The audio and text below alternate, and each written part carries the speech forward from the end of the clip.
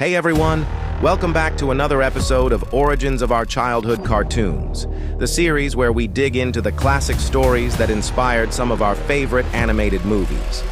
Today we're heading into the magical world behind Disney's Beauty and the Beast. You probably know the Disney version, the Cursed Prince, the Enchanted Rose, and the tale as old as time romance. But the original fairy tale? Let's just say it's got fewer singing teapots, more family drama, and a lot more curses being thrown around. So, grab your enchanted mirror and maybe a snack, because we're about to see how the real Beauty and the Beast story went down.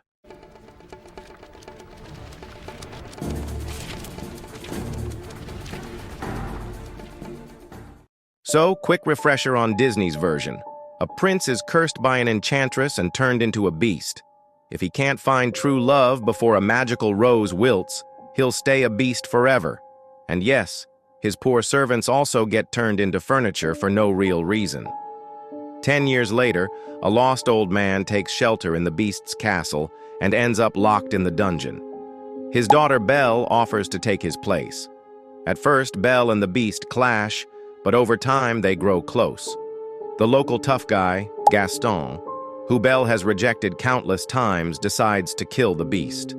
The fight leaves Gaston dead, and the beast mortally wounded.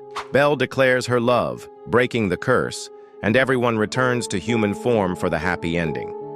Now Beaumont's original tale begins differently. There's no backstory for how the beast became the beast. Instead, we meet a wealthy merchant with 3 daughters and 3 sons. The 2 older daughters are spoiled, shallow, and jealous of their youngest sister, a kind, intelligent girl nicknamed Beauty for her looks. When the family loses their fortune, they move to the countryside. Everyone pitches in to help except the older sisters, who complain non-stop. One day, the father thinks he's getting some money back from a ship he invested in, so he heads to town. The older sisters ask for dresses and jewelry. Beauty asks only for a rose. The trip turns into a disaster. The investment fails, and on the way home, the father gets lost in the woods. He stumbles upon a mysterious palace, helps himself to a meal left out on the table, and spends the night unaware that it belongs to the beast. On his way out of the mysterious palace, the merchant thanks the unseen hosts for their kindness and plucks a single rose from the garden, a gift for Beauty. That's when the beast finally appears. Surprisingly, he's not just a mindless monster. Yes, he's furious about the trespassing and theft, and he does threaten to kill the merchant, but after hearing his desperate pleas, the beast offers a deal. The merchant can go home, but either he or one of his daughters must return to serve the punishment. In a strange twist, the beast also gives him a chest filled with valuable goods, almost like a parting gift or life insurance for his family, in case the worst happens. When the merchant gets home, he hides the treasure but tells his children about the bargain. Beauty, feeling guilty because she asked for the rose, volunteers to go in her father's place, much to her jealous sister's delight. Back at the palace, Beauty meets the beast and agrees to stay. That very night, she dreams of a mysterious woman who promises she'll be rewarded for her sacrifice. The next day, she finds a room marked Beauty's apartment, filled with treasures, a huge library, a harpsichord, and music books. Inside one book is a message from the woman in her dream, telling Beauty that her wishes will be granted. Her first wish? To see her father. Instantly, an image appears in her magic mirror, showing him returning home, sad over losing his favorite daughter, while her sisters celebrate her absence. That night, Beauty dines with the beast for the first time. He's polite, self-deprecating, and calls himself ugly and stupid, and Beauty doesn't exactly deny it. She does point out that plenty of humans are far worse, and that he seems like a decent soul.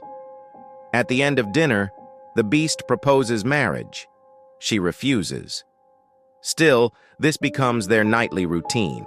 Pleasant conversation, a marriage proposal, and another no.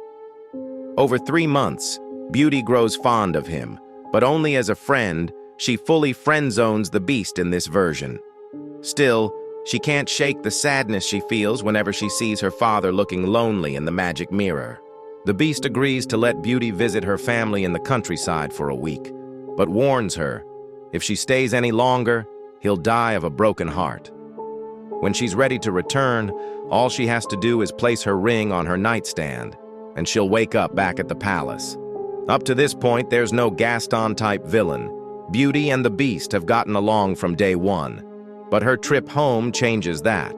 Her sisters, now married but miserable, see Beauty in fine clothes and hear her talk about the lavish gifts and apartment the Beast gave her. Their jealousy kicks in hard. They come up with a plan. Shower her with affection so she'll delay her return. Since Beauty has always wanted a good relationship with them, she falls for it and stays past her promised week.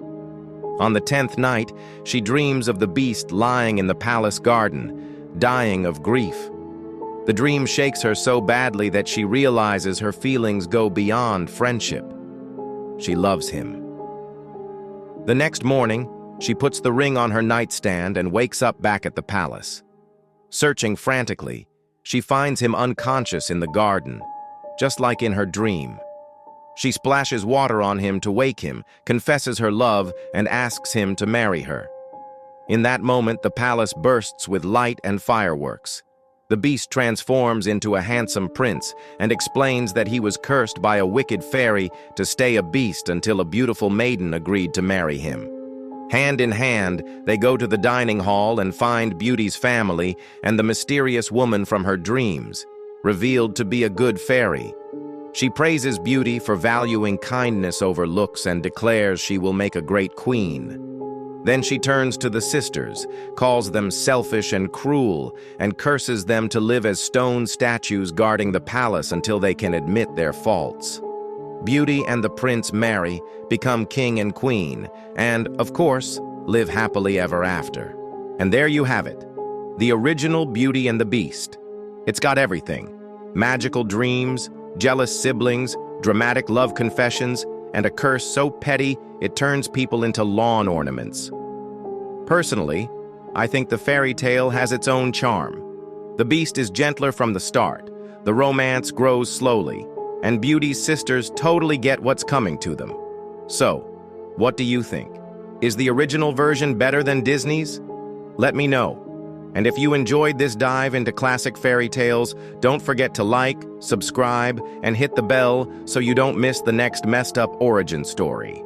Until then, live happily ever after, or at least until next week's episode.